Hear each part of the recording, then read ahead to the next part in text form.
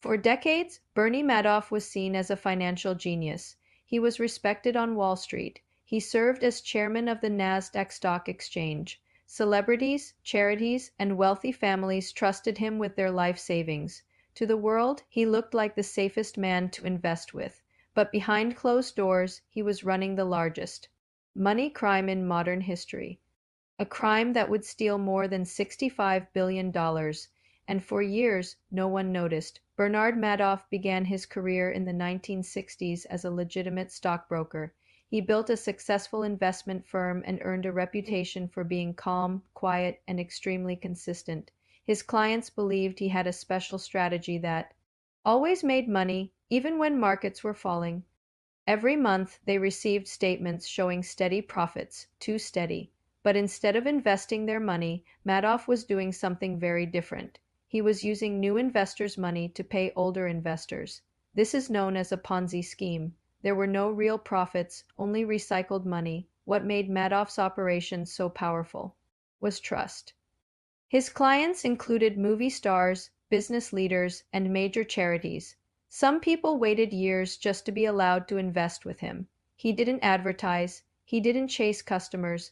People begged to join. This made his fund seem exclusive and safe. Behind the scenes, the entire system was fake. Employees created false account statements.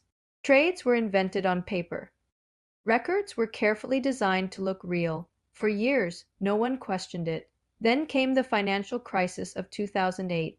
Suddenly, investors wanted their money back. Too many people tried to withdraw at once, and Madoff didn't have the cash because there was nothing there. In December 2008, he confessed to his sons that his business was one big lie. They reported him to authorities. The next day, Bernie Madoff was arrested. Investigators uncovered the truth. There were no real investment accounts, no real trading strategy, just decades of deception. The total damage, about $65 billion in fake profits and lost savings. Thousands of victims lost everything. Some lost retirement funds, some lost charities they had built for years, some lost trust in the financial system forever.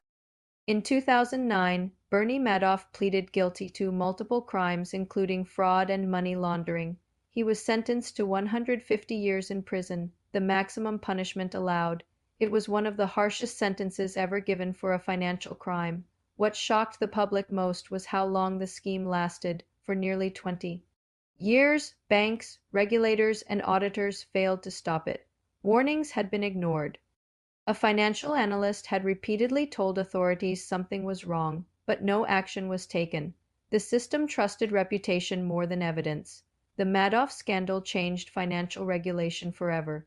New rules were created to monitor investment firms. Audits became stricter, and investors learned a painful lesson. If something looks too perfect, it probably is. This was not a robbery with masks and weapons. There were no alarms, no break-ins, no getaway cars. The crime happened quietly, through trust and paperwork, and it destroyed more wealth than most armed robberies ever could. Today, the name Bernie Madoff is a warning, a reminder that the biggest money crimes don't always look like crimes. Sometimes they look like success, sometimes they wear suits, and sometimes they sit in boardrooms instead of prison cells until the truth finally comes out. Closing the story of Bernie Madoff is not just about money.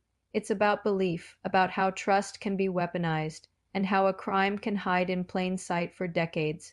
It remains the largest financial fraud in history, and one of the most important lessons the world has ever learned about money.